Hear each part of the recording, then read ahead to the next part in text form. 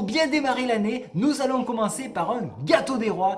Et pour ce coup-là, comme je ne veux pas le rater, je serai accompagné de ma femme. Tout de suite.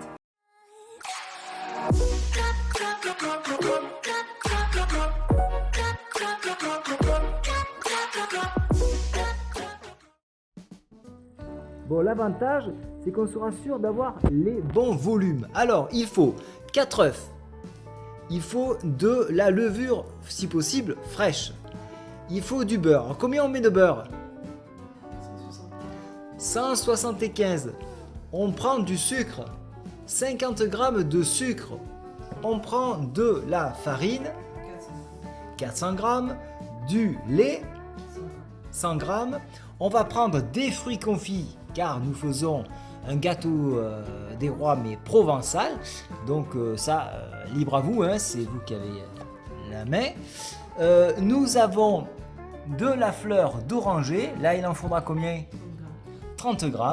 Ici, c'est du sucre glace. Ah, perdu. Du sucre en grains. Ah oui, sucre. Voilà, c'est en grains. Attendez. Bon, on le voit pas. Bon, on le verra après. Et il nous faudra du rhum. Et je crois qu'on a à peu près tout. Petite rectification, il faudra 15 g de sucre.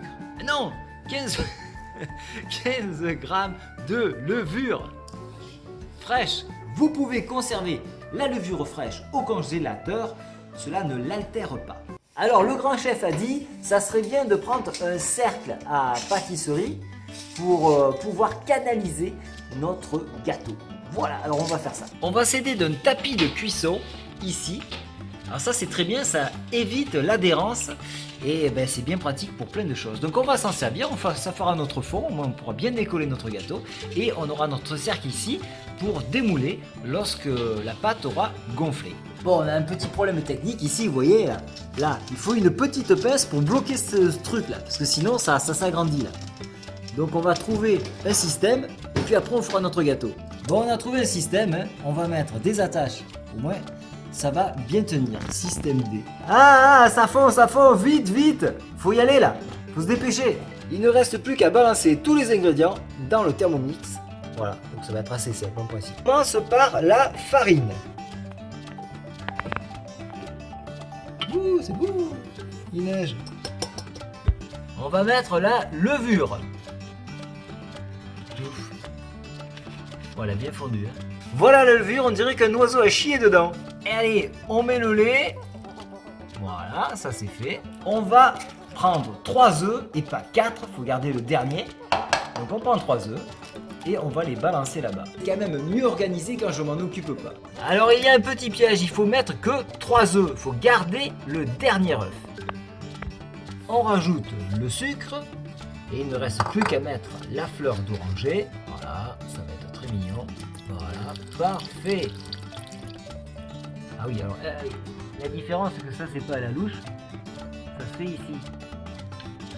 Bon, moi j'aurais fait la boulette, j'aurais mis 30 direct, mais non, il faut garder 10 pour faire la dorure avec le dernier œuf que nous avons gardé. Et oui. Maintenant que nous avons mis ça, nous allons pétrir.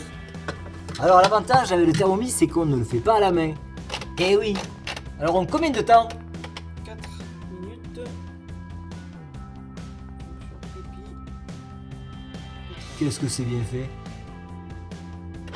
Oh, magnifique pétrissage, très joli. Allez, on continue. Et on rajoute donc maintenant le beurre, 170 g. Voilà, magnifique.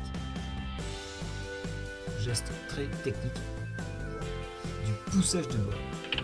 Et on va rajouter 2 minutes de pétrissage. Alors nous allons fariner notre petit plat, car nous avons besoin de transvaser la pâte ici. Et la farine permettra d'éviter l'adhérence. Et regardez-moi cette jolie petite pâte qui ne demande qu'à couler. Faut secouer un peu. Oh, le beau crochet. Allez, va le chercher. Et voilà. Je pensais que j'allais rien faire, mais on m'a demandé de chercher un torchon. Il doit y avoir un placard à torchon quelque part. C'est là? Oui. Ah. Premier coup. Bon, je suis sûr qu'il doit y avoir un ordre de taille pour ces torchons. Allez, on va prendre celui-là. allez prendre celui du dessus. Ça sera très bien. Alors il ne reste plus qu'à recouvrir et attendre 2 heures. Alors il faut le mettre où ce truc là? Au frigo. Ah, au frigo. Allez hop, frigo. Alors il est 15h09 et gros problème technique puisque le frigo est plein. Catastrophe. Après avoir joué à Tetris, nous avons enfin réussi à placer notre gâteau. Alors on est généreux, on aura mis 200 grammes de fruits au lieu de 100. Et par contre au niveau de l'alcool, je ne vais pas me laisser surprendre comme avec mon flan, on mettra que 10 grammes au lieu de 20. Et nous allons bien remuer en laissant macérer tout le mélange pendant 2 heures.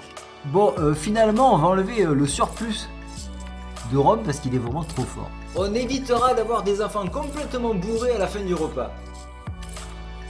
Après 2 heures de pause, maintenant il est temps de rabattre plusieurs fois la pâte pour bien, je sais pas. Ici dans un papier absorbant, on enlève l'excédent de rhum et on va pouvoir l'incorporer à la pâte que nous aurons travaillée. Alors nous allons étaler la pâte, nous allons mettre un petit peu de farine parce que vous avez vu, elle accroche un petit peu au rouleau. Voilà, donc on étale cette pâte.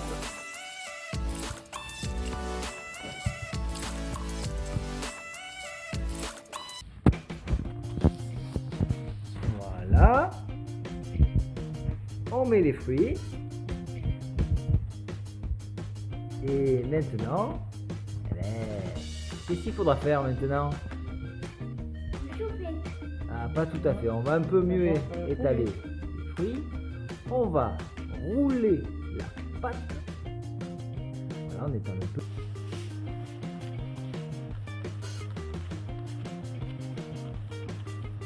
On roule cette magnifique petite pâte.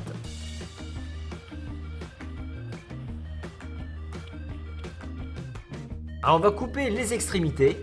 Me demandez pas pourquoi. Pas que les extrémités. Ah, pas que les extrémités. On coupe pas que les extrémités. Ah non! On les met comme ça. Ça y est, j'ai compris. Voilà. C'est quand même beau, hein, regardez. Alors regarde Camille le beau gâteau que maman est en train de préparer. C'est pas mignon? Bon ben apparemment c'est pas mignon. Bon, il reste plus qu'à mettre la fève dans le gâteau. On a choisi une chenille verte. Alors Camille, où tu vas mettre cette fève? Alors, vas-y, enfonce-la dedans. Voilà, la fève est bien dedans. Et quand la pâte va grossir, on ne la verra plus. Il ne reste plus qu'à recouvrir. Et après, qu'est-ce qu'on fait? On laisse pousser 1 heure encore. On laisse pousser 1 heure. Je vais tricher, je vais le mettre dans un four à basse température. Dans un four à basse température à 35 degrés. Alors on a mis le dernier œuf et les 10 grammes de fleurs d'oranger qui nous restaient pour faire notre badigeon. On vient de sortir, donc au bout de 1h30, c'est ça? Ah non, pas ça. Combien? Ah, 3 quarts d'heure. 3 quarts d'heure, donc à 35 degrés, notre petit gâteau provençal. On voit bien encore la fève ici. Donc là, on va mettre notre badigeon que nous avons préparé. Et on va voir si elle se débrouille mieux que moi. Alors pour rappel, je vous renverrai sur la vidéo de la brioche que j'ai merveilleusement bien réussi et vous le comprendrez en regardant les quelques premières secondes.